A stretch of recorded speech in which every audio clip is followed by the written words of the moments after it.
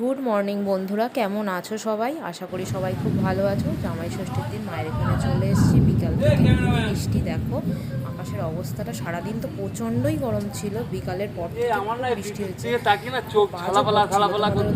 কাদের ওখানে বৃষ্টি হয়েছে জানিও। ওয়েদারটা তারপর থেকে খুব সুন্দর ছিল। দেখো তারপরের দিনের ব্লগ করছি। মা দেখো রান্নাঘরে চলে এসছে, বর নিয়ে এসছে বাগদা চিংড়ি আর মেয়ের জন্য ট্যাংরা মাছ, যেটা আলাদাভাবে হবে। ও মায়ের হাতে খেতে চেয়েছে, স্পেশালি পটল চিংড়ি, ওই জন্যই মা করবে। আর মা নিয়ে এসেছিল আগের দিন রুই মাছ, সেটা হবে। দেখো মা ডালের জন্য ফোড়ন দিচ্ছে, ডাল বসে গেছে, ডাল হচ্ছে। এবার কী কী করে চলো দেখা যাক, তোমাদের দেখাই।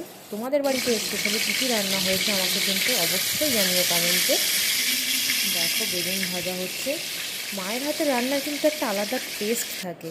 সবার মায়ের হাতে রান্নায় আলাদা একটা টেস্ট থাকে, কিন্তু স্পেশালি আমার মায়ের হাতে রান্না খেতে ভীষণই ভালো লাগে। দেখো এদিকে মা মাছ ভাজছে।